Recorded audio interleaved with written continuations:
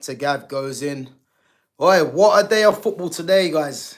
Just finished watching that Man City game against Chelsea, and you know what? I'm fully expecting a lot of Arsenal fans to come in tonight and start with their rubbish. I won't be surprised if they do come in and start saying that they're going to win the league, etc.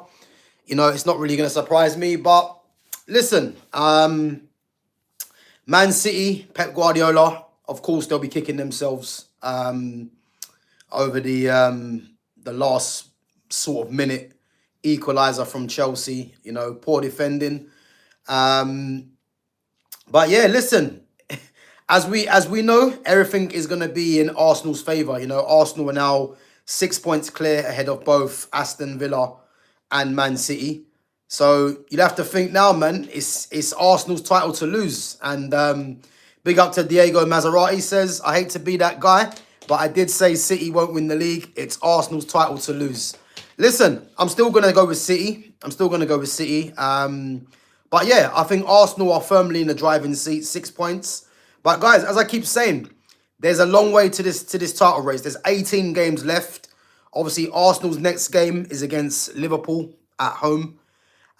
City have got Brighton at home. So, and Villa, who have Villa got? I think Villa are playing Palace, I believe, and Palace are on poor form as well. So, yeah, listen, I think definitely, man, Arsenal are in the driving seat, and it's gonna mean that the pressure's on now. So, can they withstand the pressure, and can they win their first title in 20 odd years? So this is what it's gonna come down to, But as I said, I'm still gonna say Man City. That's gonna win it, But Aston Villa, as I said, man, they're gonna take some stopping as well. And as I said, there's Arsenal have still got to go to Etihad and play Man City. So there's 3 points up for grabs there. And then again, you've got them against Liverpool. Who's to say Liverpool won't go there and beat them?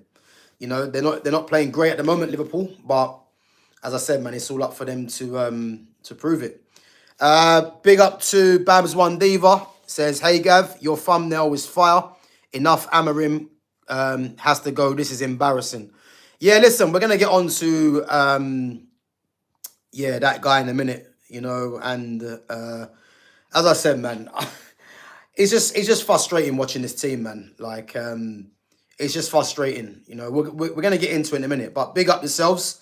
Guys, as always, make sure you're smashing the like button. And make sure you're subbing to the channel. And make sure you share the channel as well. Appreciate, for the love each and every time. Big up to Lewis Jackson. And big up to my guy Fitz each and every time as well. So, guys, yeah, let's get into it anyway. So, Manchester United drawing 1-1 with Leeds United in the Roses derby, and I have to be honest. And again, you guys can see from the thumbnail, yeah, it was a dead game, man, an absolute dead game. I think in terms of both teams, not wanting to give an inch in terms of the challenges, etc., and the passion for the game. I think both teams kind of showed that, but the quality on show really is nothing short of embarrassing, And again, it shows you that you've got Manchester United that are in they're in 6th place at the moment, I think. Chelsea and so United are in 6th place at the moment, and it kind of shows you, as I keep saying, how bad this league is, because to think how poor United have performed this season, but they still find themselves, within touching distance of the top 4. As I said, it just shows you how bad this league is, And if you're looking at Chelsea drawing with Man City, Liverpool drawing with Fulham, Man United drawing with Leeds, you know what I mean? There's a lot of teams out there that years gone by you would have expected them to put some of these teams away, but people might argue and say there's better quality in the league now. At the lesser teams, but I just think the quality as a whole is shocking in this league, And as I said, to think that Man United have been that bad, but yet they're still in 6th place is just crazy. I don't think that's nothing on Manchester United doing anything that I would say, yeah, they deserve to be there. For me, it's more on how poor this league is, you know. Now, just getting onto this game today, guys, you know, the starting lineup, yeah? And it's not going to be nothing too dissimilar to what I've said previously with this manager, yeah? To think that, you know, he's gone back to the 3-4-2-1 yet again. And guys, we need to remember, yeah, there's actual people out there, fans, and there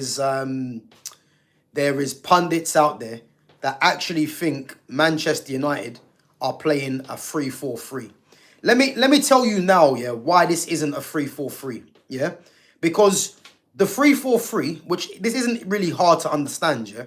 But if you're playing a 3-4-3, yeah, that means the two players with the striker in attack are part of the attack. So you're gonna have two wide players and a striker. This is not a 3-4-3. The amount of people I keep hearing say that this is a 3-4-3. This is a 3-4-2-1. The reason it's a 3-4-2-1 is because there's wing backs. If you don't play with a 3-4-2, if you don't play with wing backs, that means that the two players in the front positions become wide forwards in a sense, yeah. But as soon as you have wing backs in a system, there's no two players that are part of the strike force, which is why if you look at Man United's number 9 striker, they're always left isolated. The reason for that is because United are playing with 10s. So again, the amount of people that think United are playing a 3-4-3, United are not playing a 3-4-3. It's a 3-4-2-1. You can only play a 3-4-3 if you've got fullbacks, which means the width comes from the wide forwards, because you can't have players as part of the front line in a 3-4-3 when you've got wing backs, because the wing backs offer the width. So you either have wing backs, which means you're playing with 10s, or you play a 4 at the back, which means that your two wide players in the front line become wide forwards. Yeah. So again, don't let people confuse you and think that Ruben Amorim is playing a 3-4-3. He's playing a 3-4-2-1. And this goes on to my point again about why this manager just doesn't have a clue what he's doing. Yeah. I'm going to use two players, and one of the players you guys have heard me use before, Brian Mbeumo. Yeah. Brian Mbeumo is a wide forward. He's been asked to play as a right 10. Yeah. So straight away, this manager, what is he doing? Yeah. Then you look at Patrick Dorgu. Yeah. Patrick Dorgu is a left back that had joy against Newcastle, you know, in a 4 at the back as a right winger. What does this manager do? Yeah. He plays the next game against Wolves, and Dorgu plays back on the left. He then now plays Dorgu on the right, but plays him as a right 10. And again, little things like this, yeah, just shows that Ruben Amorim is either sabotaging the team on purpose, or he actually doesn't understand what he's doing. Because Patrick Dorgu and Brian Mbeumo are not 10s. Like, the number 10s is a very specific position. Yeah, it's normally the central player, the hub of the team, the one that the maverick, the player that you know the majority of your play runs through. So obviously in this system, he plays with wide 10s, a right and a left 10. But it still means that when you're playing those positions, you are more used to being infield. The fact that he played Dorgu today as a right 10, it just shows he's not learning. Yeah. So to start off with, he plays the 3-4-2-1, and obviously plays Patrick Dorgu as the right 10. Yeah. So instantly mistake. Obviously you got Sesko, Cunha, Ugarte, Casemiro. Dallo plays as the right wing back. Luke Shaw was left wing back, and then you had Leny Yoro right centre back, Heaven in the middle, and Lisandro Martinez as the left side centre back. So again, him playing the 3-4-2-1, you kind of expected you know, those players to figure. Yeah. But this manager is just being stubborn for stubborn's sake. Yeah. At the end of the day, just go to a 4 at the back, and if you want to play Dorgu as a wide player, then play him on the right in a 4. Playing him on the right in a 3 makes no sense. So you've got Dorgu and you've got Dallo on the same side. These are two of the players, yeah, that Amorim had the cheek to play at left and right wing back. But all of a sudden now, he's now playing them on the same side. How about you just drop Dallo? Like, the whole thing just doesn't make any sense, yeah? So those were the things, yeah, that were concerning with this manager in this game. Playing Dorgu as a right 10. You can see Casemiro and Ugarte in that midfield too.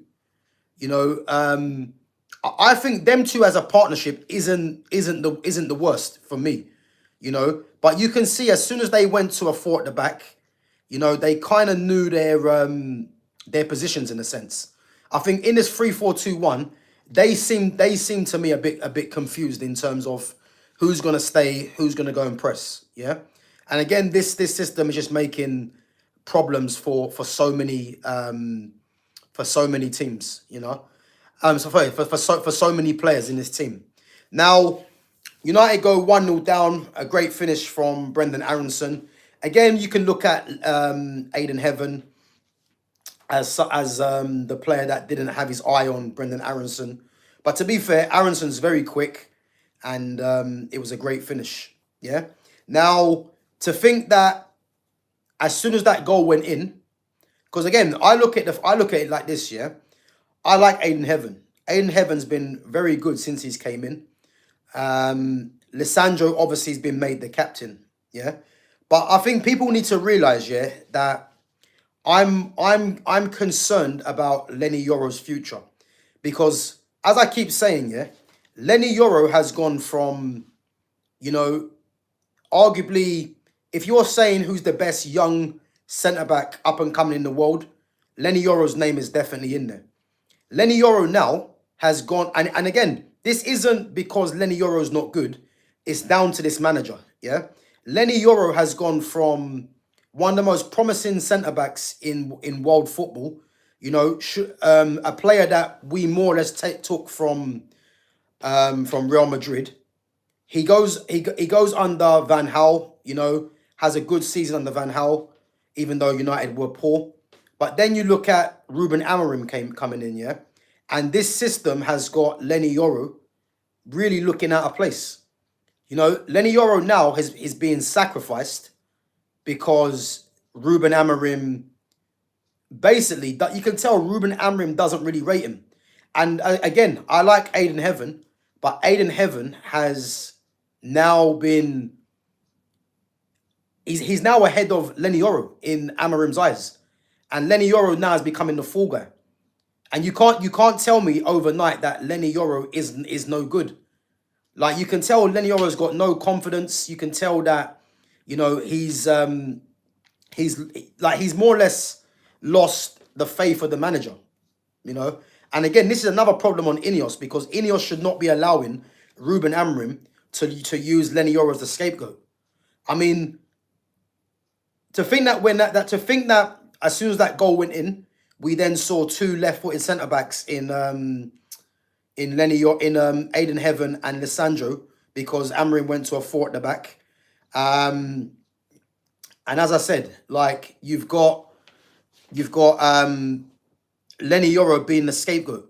And this is something that needs to be looked at by Ineos, because if I'm Leny Yoro, you know, I'm kind of like angling for a move right now if this man just stays any longer. Because the way he's being treated by Ruben Amorim, you know, there's definitely something behind closed doors that we're not aware of, because it doesn't make any sense how Leny Yoro now is all of a sudden behind Aiden Heaven. And again, I like Heaven. But when the lick comes back, Leny Yoro's place is going to be on the bench under this manager, because the lick's going to come back in and play. The way Heaven's been playing and the way the manager's been preferring him to Yoro, you know, I can see him staying in the team. Lissandro's come back and got the armband. So if he still wants to go with this three at the back, Leny Yoro doesn't figure, because this manager is clearly showing Leny Yoro that he doesn't really favour him. And to think that Leny Yoro was our marquee signing, and all of a sudden he's now getting made to look like he's just any guy. At what point do we now start looking at Ineos and saying, there's one thing allowing Ruben Amorim to still be here, but look at what he's doing with someone like Leny Yoro now. Yeah? And then obviously, you know, the sub, Joshua ZIRKZEE coming on. And listen, for those of you out there that don't rate Joshua ZIRKZEE, you know, I had people coming in there the other day saying to me, ZIRKZEE's shit, ZIRKZEE's this, ZIRKZEE's that. Guys, ZIRKZEE's cameo today just showed you why he's a top player. You know, and I'm not gonna hear it from anyone to tell me that ZIRKZEE's not good. Because ZIRKZEE's a top player being stifled under a manager like Ruben Amorim and stifled in his system. You know, there's no surprising as soon as he came onto the pitch, Matheus Cunha came alive. Why is that? Because Matheus Cunha knows he's got someone else in the team that he can link with, that's reliable in possession. He now knows he's got someone that can play him, you know, the kind of passes that he wants. You know, people were saying that, you know, that Cunha's wasteful. You know, Cunha's no less wasteful than Bruno Fernandes. I see Bruno Fernandes, you know, popping shots for no reason, giving the ball away all the time. So I'm not gonna hear it that Cunha's wasteful. Yes, Cunha, there is times where he can, you know, hold on to the ball a lot longer, in terms of playing it to his teammates, you know, and playing it simple. But we've seen this all too many times from Bruno Fernandes. So I'm not gonna listen to the fact that Cunha's wasteful. But as soon as ZIRKZEE comes onto the pitch, you know, the pass from ZIRKZEE, and again, the pass from ZIRKZEE will go under the radar. Because if you look at the weight of the pass, the way he's played it in terms of, you know, the right amount of curl onto the ball to go into Cunha's path, and then a great finish from Cunha. So, again, ZIRKZEE's cameo. I know you guys see the touch that Dalot just booted the ball up in the air, and obviously ZIRKZEE's instant touch into the path of United. Can't remember the player it was. Like, that's the quality that Joshua ZIRKZEE has, you know. And as I said, people that want to doubt ZIRKZEE, you know, hopefully, and I believe ZIRKZEE does stay at this club, but wherever he goes, you know, he's going to be an asset for any team, because a player of that quality, yeah, they're not bad players. It's impossible. You know, this fan base and this manager just don't like football players. It's as simple as that, you know. So again, ZIRKZEE's cameo, Cunha's goal, saved the point for Manchester United, you know.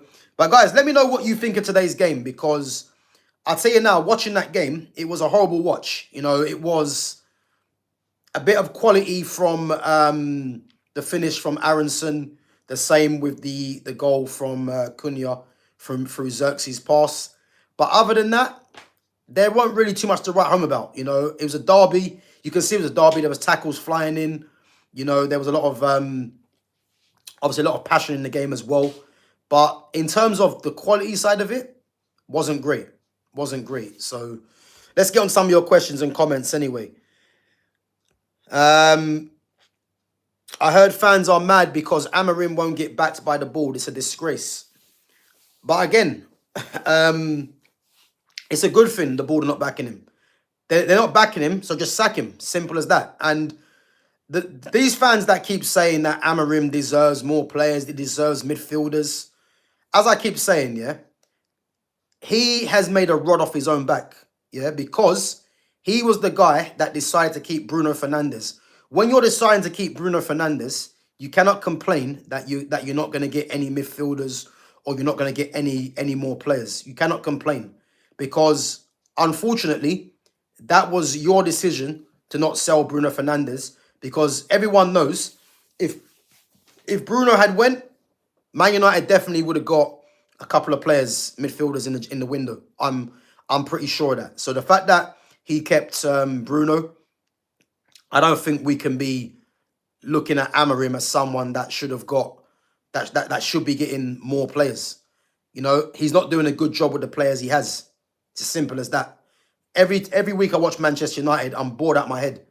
The football's shit, and we're getting saved yet again by individual brilliance. It's as simple as that. But the fact the board not backing him, it tells me that, you know, his job more or less is on the line. I just don't know what's taking so long. But the fact they're not backing him, yeah, it is what it is. What did Amorim show to deserve getting backed with millions?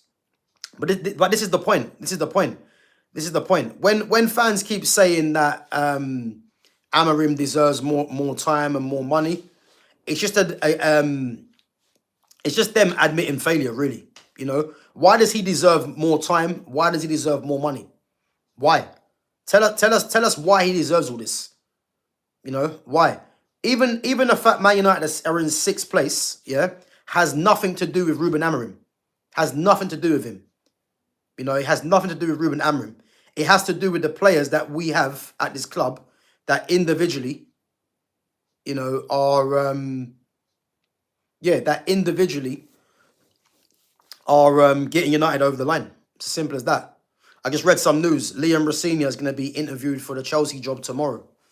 I'll tell you now, man, if they get Rossini, I like Rossini, but I just don't know because I think he's a young coach up and coming. But Chelsea at this stage for me right now, they need a winner. And maybe the way that their team is run, maybe they want to micromanage the manager again. It's looking like that.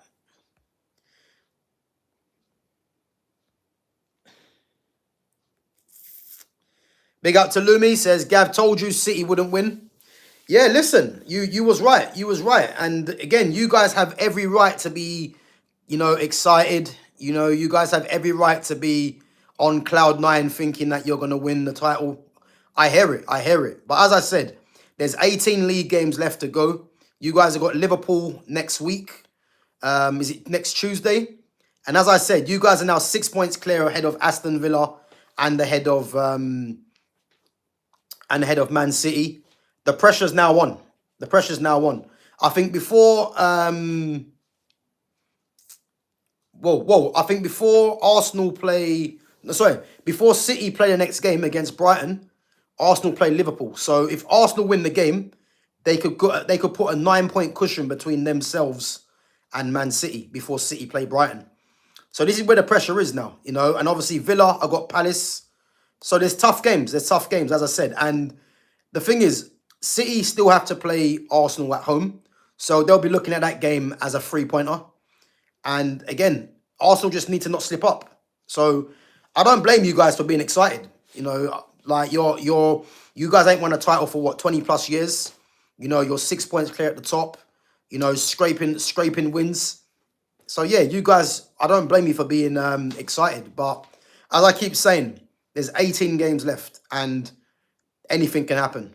You know, do Arsenal drop points in the next couple of games? Let's wait and see. Let's wait and see. Declan Rice, best midfielder in the world currently. The price tag looks like an absolute bargain now. I mean, I think people are only saying he's the best midfielder in the world right now because it's very funny how Declan Rice all of a sudden is the best midfielder in the world after scoring 2 goals. But where was this energy, before the 2 goals? Like, again, if you guys want to come in there and start propping up Declan Rice, then listen, I expect it because he got 2 yesterday and the hype is with Rice.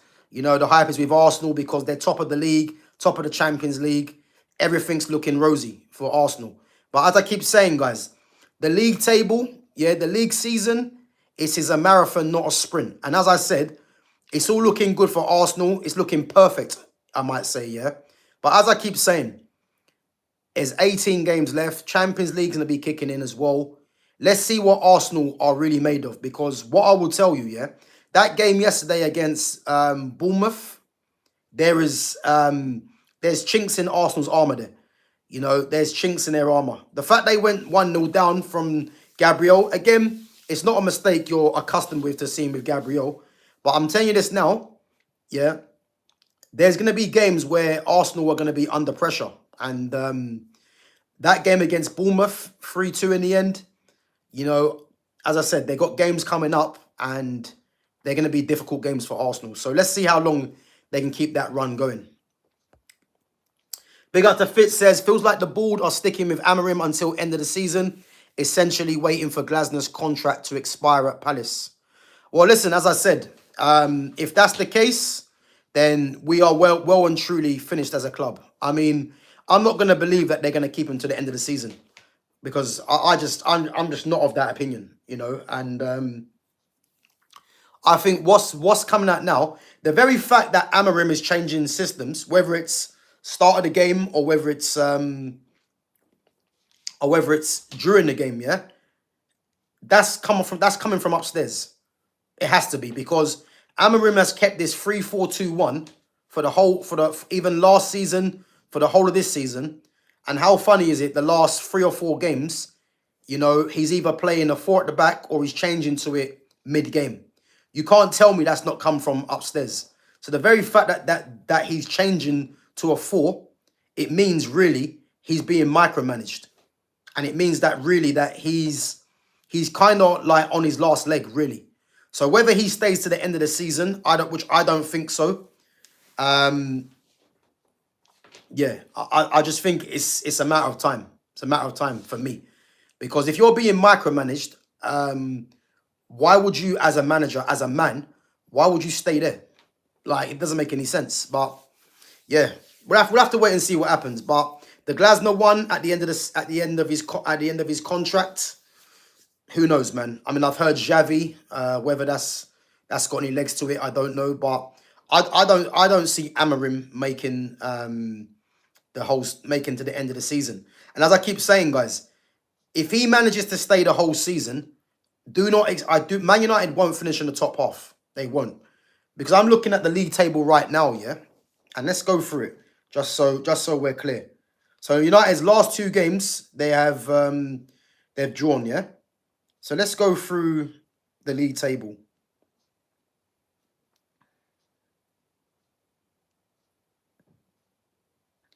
So let's have a look. So guys, Man United, yeah, are in 6th place on 31 points. Now, from 6th place to 14th, which is Crystal Palace on 27, yeah, there is 4 points. So there's 4 points between 14th and 6th. And sorry, there's 4 points between 14th and 5th. So again, I'm saying this now, if they keep this manager, and not because these players are not good enough, yeah, but he's going to be hell-bent on playing this system and playing the wrong players. Man United are 6th place on 31 points. They are 4 points ahead of Crystal Palace, who are in 14th place. So there you have it. Like, I'm telling you this now, don't be surprised if Man United, if they keep this manager, we're in the bottom half very soon. You know, we got Burnley next game, but then after Burnley, there's Man City and Arsenal coming up.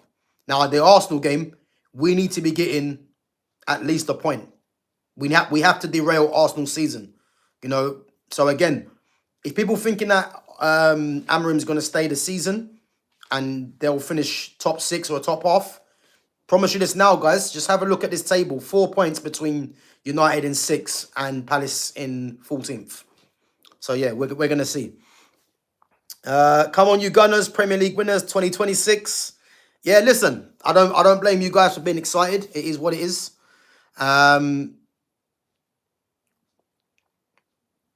Declan Rice is a £200 million player. Say, look, we're hearing it all now, man. We're hearing it all now. Declan Rice this, Declan Rice that. Listen, if Declan Rice is a £200 million player, then yeah, football's well and truly in the bin, man. Well and truly in the bin. Do you reckon Amorim knows what he's doing because it's not getting any better? Amorim doesn't know what he's doing. He doesn't know what he's doing. As I said to you guys earlier, when you're playing Patrick Dorgu, left back 1 minute, wing back 1 minute, and then you're playing him as a right 10, like, you cannot know what you're doing. It's obvious to me that you don't know what you're doing because, you know, as I keep saying, the number 10 is a position that it's not for everyone. But if you're playing a guy that has been playing wing back or left back, and you're now playing him as part of the attack on the right hand side, just play him as a right winger. You're playing him as a right 10. Doesn't make any sense, man. Doesn't make any sense. And as I said, Man United go away to Burnley during the week. I mean, we have to beat Burnley. We have to beat Burnley. But how many times am I going to keep saying this? It's just getting boring now. So, again, is there any players back for the Burnley game? I don't know if Cobby's back. I don't know if the Licks and that are back. But, yeah, listen, this team is just not good, man. It's not good under this manager. We have players that are capable, but as we know, he doesn't like the technicians. It's as simple as that. Did it take Pep this long to install his system? I'm not pro Ruben, but he needed to go to a club like City with an open purse to buy all the things he needs. United will not do this for him. Again, not only would Man City not take Amorim, that's the first thing, yeah? Amorim, for me, doesn't go to any top club after Manchester United because he's been an absolute failure since he's come to the club, yeah? And when people are saying, yeah, he needed to go to a club like City with an open purse to buy all the things he needs. The reason I disagree with that, yeah, is because you might as well just say that for every manager then. What makes Amorim the difference? Like, if you're saying Amorim needs to go to Man City because they open the checkbook, you might as well use that excuse for someone like David Moyes. Use that excuse for someone like Marco Silva, any manager in the league. So again, it's not about him going to City and having an open purse to do all the things he needs. That's yet again giving Ruben Amorim excuses. At the end of the day, yeah, he's come to a Manchester United team, yeah, with a lot better players than he would have had at Sporting Lisbon. Not to mention, there was 4 players that was bought for him. Not bought for him, bought for the club, but bought to help him, yeah? I wouldn't even mind it so much if, as I keep saying, man, if he played a system that got the best out of the players, yeah? But you can't tell me there's no manager right now that would identify the best players and play a system that gets them thriving. So it's not about Amorim, you know, having an open purse at City and get everything, and get all the things he needs. If that's the case, that means he's a shit manager, a shit coach. Because if a manager or a coach needs everything perfect, it shows you that they ain't good. So you're more or less given the answer. You know, at the end of the day, with what he's doing at his disposal, you know, there's players there that the Cunhas, the Embuemos, the ZIRKZEEs, the Amads, Bruno Fernandes, if you want to put him in there as well.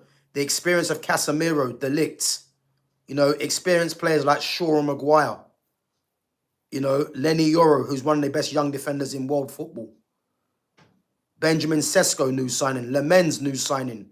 You can't tell me all these players, yeah, are not good, because they are. But why is it they look shit? It's because of this manager. It's as simple as that. So it's not about him having an open purse to buy all the things he needs. You could use that excuse for anyone, for any manager. Big up to Lumi, says, Gav, we have just won the league and you're talking about a draw. Yeah, listen, guys, you heard it here first, yeah? Arsenal have won the league. They've won the league. Yeah? You've won the league. Listen, I don't mind the gassing. I don't mind it because, as I said, when it all comes crashing down, man, we're going to remember this time, you know? As I said, 6 points, you know, is a nice little cushion there. And they go into that Liverpool game. You know, as I said, if they beat Liverpool before City play, it's 9 points. And, you know, all of a sudden, it's looking a bit of an uphill task. But the pressure is on Arsenal, and let's see what they do. Because really and truly, yeah, Arsenal are going to need to beat Liverpool to have that cushion. I think if Arsenal get beat or draw the game, it's 7 points, yeah, before City play. If City beat Brighton, which they're at home, yeah, then it's 4 points. Back to 4 points. Even if Aston Villa beat Palace have been poor, you know, it'll be 3 points. So Arsenal need to win the game against Liverpool and keep that train going. But if they drop points to Liverpool, as I said, City and Aston Villa are back in it. It's as simple as that. Because 6 points can be overturned just like that. All Arsenal need to do is just draw 2 games and the other two teams win both the games, or if they to lose both games, then you find out the gap's not that great, that ain't that big. So, yeah, I understand the gassing, but let's wait and see. It's as good as done at this point. Yeah, this is a bit of well, the thing is, I get it. You guys ain't used to being in that position, so I understand you Arsenal fans getting excited because you ain't been in this position for 20 plus years, man. So I hear it. I hear it. Lumi, I had Enzo, James, Diaz, and Silva to all see a card today. 202 to 1. Fuck the bookies. Oh, man. So what? What Fitz? What you won your bet? Yeah. Did Enzo, James, Diaz, and Silva all get booked? Who's Silva? Oh, Bernardo Silva. Okay. Okay, so only put a quid on it, but to be honest, Lumi was debating a 5A, but the odds put me off because Gaston came in. Crazy.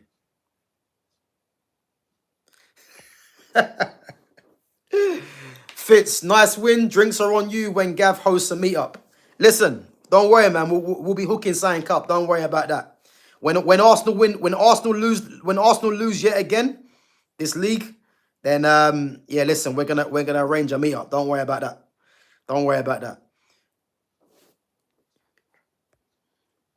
Big up to Foxy Danny as well. You lot are killing me, man. I think we will sack him in a month or two, then interim for the last few weeks of the season, then Glasner comes in. Yeah, listen, we can't keep this manager for the whole season. It's we're giving up another season. That's what it is. Because I'll tell you this now, it's how Man United are where they are is, as I said, it tells you about the league really. But if Amorim stays any longer, then yeah, it's problems. Remember, Declan Rice and Mason Mount are best friends, two people with elite attitude and mentality. What am I reading here? What am I reading here? What am I reading here?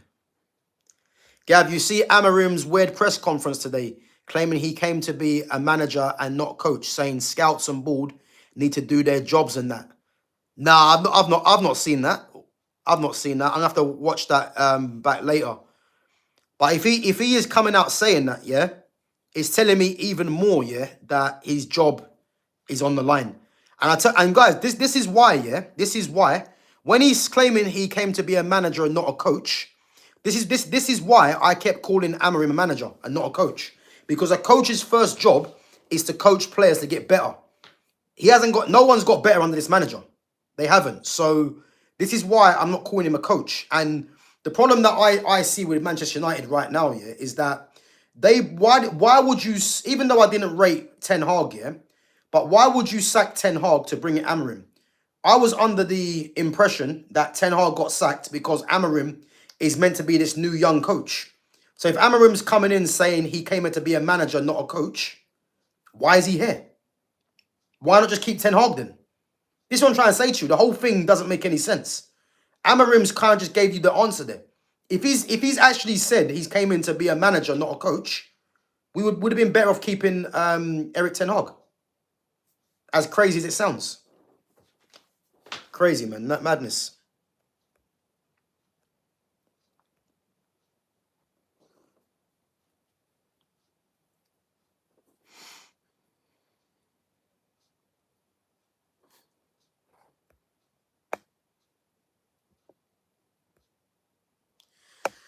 The Premier League table is looking interesting. The way it's going, it's anyone's game, but well done, Arsenal. Yeah, listen, Arsenal are in the driving seat, as we know, but yeah, let's just wait and see. As I say, 18 games left to the end of the season. So pressure's now on Arsenal. This is the thing. Arsenal are not used to being in front, having to fend off. So let's see if they can do it.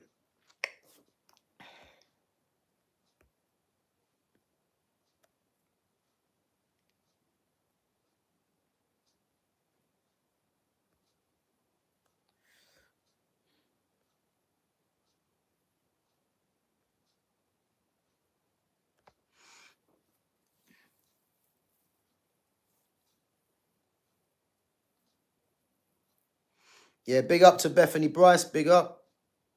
Big up to Christopher McGrath. Big up, my guy.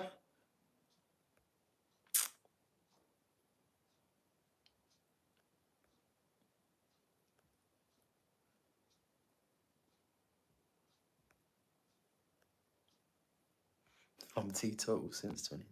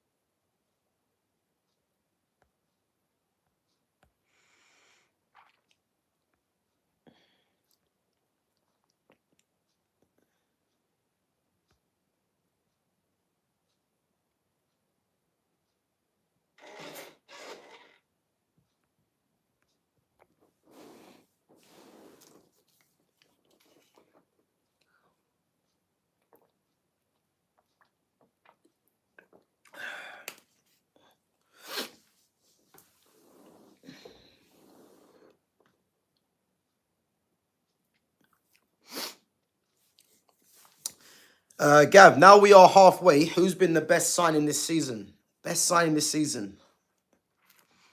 It depends what you mean. Are you saying value for money or just the best player?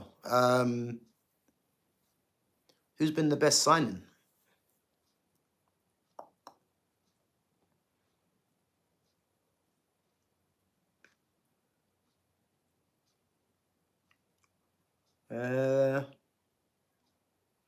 I don't really know.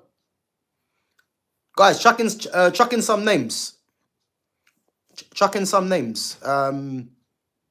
Do you know what? Granit Xhaka's a good shout. Yeah, Granit Xhaka's a good shout. Who's been the biggest flop? I think if we're talking about money, then you'd probably have to say Isak. You know, is the world record is the record transfer fee in the Premier League, and obviously he's out injured at the moment, but hasn't really hit the ground running as such. I know he got a goal before he got the injury, but you'd probably have to say him. But I think Xhaka's a very good shout. The best signing, Zubamendi. Nah, not for me, man. When he gets pressed, yeah, he's in all sorts of problems. So nah, not Zubamendi for me, man. Yeah, Cherky's there for me. Cherky's definitely there for me. If you're talking about value for money, then yeah, Cherky's up there. But Granit Xhaka's a good shout. He's been very good this season, Granit Xhaka. You know, Arsenal could do with him in their team as a leader. To be fair, as a winner, he's the only one that's won. He's won a league title. The rest of the Arsenal team haven't. So yeah, he's definitely one. Gyökeres may be worse considering that you lot only needed a striker, really. Yeah, I think in terms of Gyökeres' return, you know, whether it's goals or performances, yeah, he's been shocking. Been absolutely shocking. And I'm looking forward to Gyökeres up against Van Dijk and Konate for Arsenal next game. I think if Arteta's got brains, he doesn't start Gyökeres. If he's got brains, he should play Mikel Merino or Gyökeres. Or Jesus. But if he plays Gyökeres, I don't know for him, man. To be honest with you, Harvey Elliott. Yeah, Elliott's not even been in the squad, to be honest. Yeah, Cherky for me as well. Isak will surely will come good. You'd hope so. I mean, the amount of money he costs, you'd hope so. You know what? I actually think, yeah, Madueke has actually been better than Saka this season. He's been more of a threat than Saka. You know, I think Madueke is very direct, you know, and I know Saka come off the bench yesterday and got an assist, but for me, Madueke has been better overall in terms of more of an attacking threat for me. But yeah, no, I think Madueke surprisingly has been good this season. You know, he has been good. Let's see. Gav, how was Manu's form today? Yeah, as I said earlier, Man United today, the game was a dead game, really. You know, the game was a dead game. It was full of a lot of passion. You know, a lot of tackles flying in. But as I said, whenever I see the lineup of Manchester United, I'm always skeptical in the first place because for me, it's just one of them things where this manager, his lineups and where he deploys certain players is his undoing for me. The very fact that, as I said earlier, Patrick Dorgu, played as a right 10. You know, why would you play him as a right 10? Just play him as a winger and change the system. But yet you change the system anyway when you go 1-0 down. So yeah, it's ridiculous, man. But as I said, I'm past the point of expecting performances from this team. Man United not gonna play good football. They never have done under this manager. So this is why it's just one of them things. We're just gonna go from game to game and just hoping for 3 points. That is literally all it is. That is literally like all it is. I can't get excited over Manchester United. The best sign is Gabriel Hensey from Arsenal, former Man United player. Yeah, listen, Hensey, obviously part of Arsenal's backroom team. Probably having a massive say in terms of their defensive structure as well. But again, man, if like he's coming from a winning club, Manchester United, to go to a team that hasn't been winning, but that's down to him, innit? That's down to him. Guys, let me see this interview by Amorim. I gotta see this.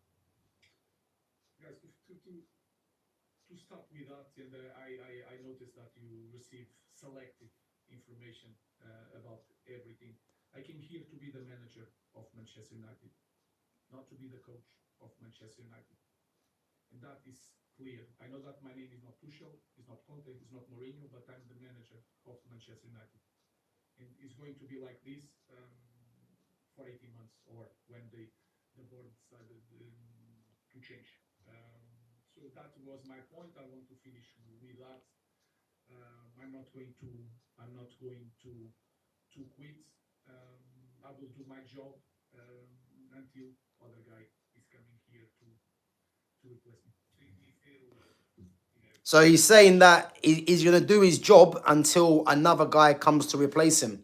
When you're talking like that, yeah, he's been told, yeah, that he's on borrowed time.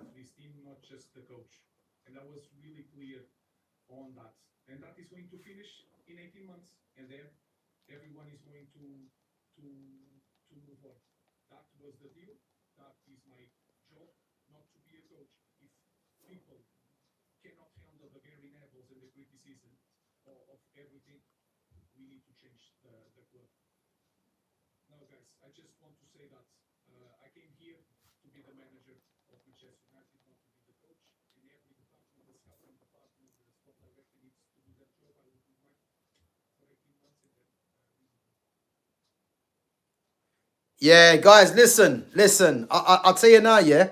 I've just seen that interview, yeah. And one thing I'll tell you, yeah, he ain't got long left. He has not got long left. You know what? I wouldn't even be surprised, yeah. I wouldn't be surprised, guys, yeah, if tomorrow morning, you know, they make a change. It wouldn't surprise me, guys.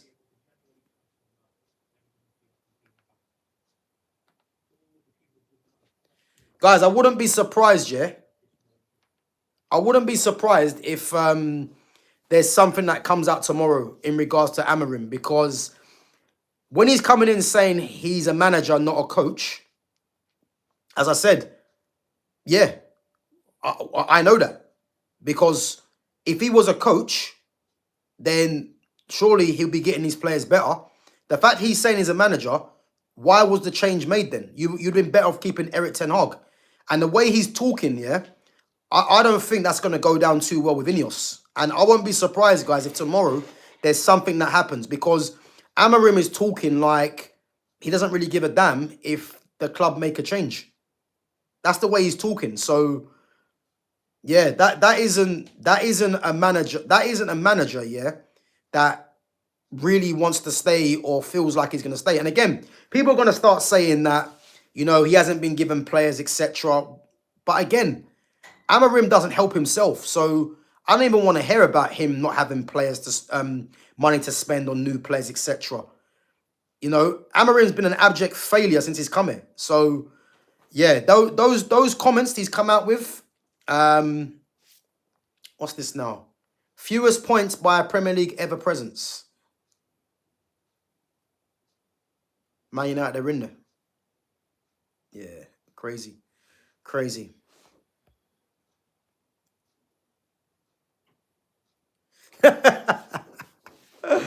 Gav, don't let me forget tomorrow. VVD kept Wilson on side for Fulham's first. Big up to Fitz, man. Yeah, big up, man. Fitz, as I said, boy. Don't worry, man. We'll get on to Jonas. Don't worry about that, man. We'll get on to Jonas. Let's see what Jonas has got to say. Let's see. What's up, bro? I can't wait. We win in the league. Yeah?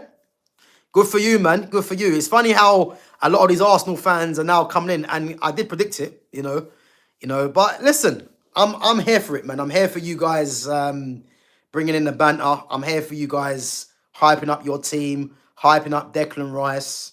As I said, man, just have the same energy come the end of the season. That's all I'm saying.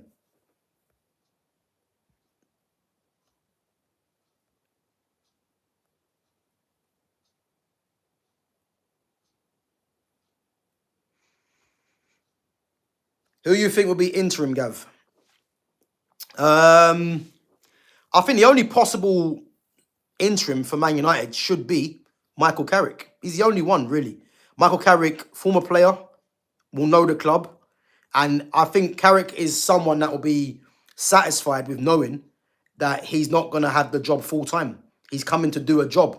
So, yeah, I'm going to say Carrick. I mean, the links to Xavi, like, I don't know if Xavi's more of a summer signing like Glasner, but I think if you're someone like Xavi as well, Xavi's managed Barcelona. So would Xavi be content coming into Manchester United in January as an interim?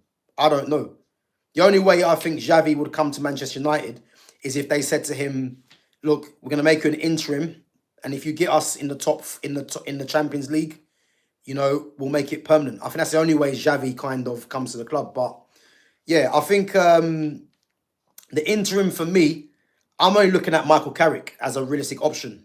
He's the only one that I'll think I'll be happy with, because Carrick, for a start, is not going to play this stupid formation.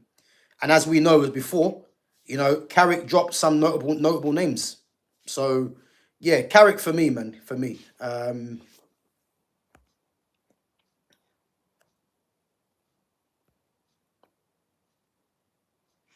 Esteval was not happy. What happened to Esteval? What did he? Is it when he came off? Paul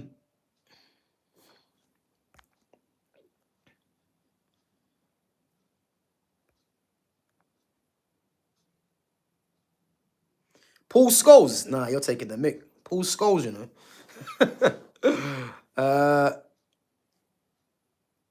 Yeah. Fitz, man, don't Lumi's just trolling, man. She don't mean Scholes, really. She's just trolling. Oh, you got hooked at half time, Esteval. I didn't even know that. Yeah, well, yeah. I mean, I think they were 1-0 down. You know, he wasn't really having the greatest of games, but yeah, City kind of defended poorly. But we're gonna talk about City tomorrow. So guys, make sure as always we're gonna be live tomorrow at 5:30 again. Myself, Fitz, and Jonas. Obviously, Jonas, the Liverpool fan, and we're gonna get his thoughts on the upcoming game with Arsenal, and obviously the game today against Fulham. So yeah, make sure you guys come through tomorrow at 5:30. And as always, give us your questions and comments and support to the channel.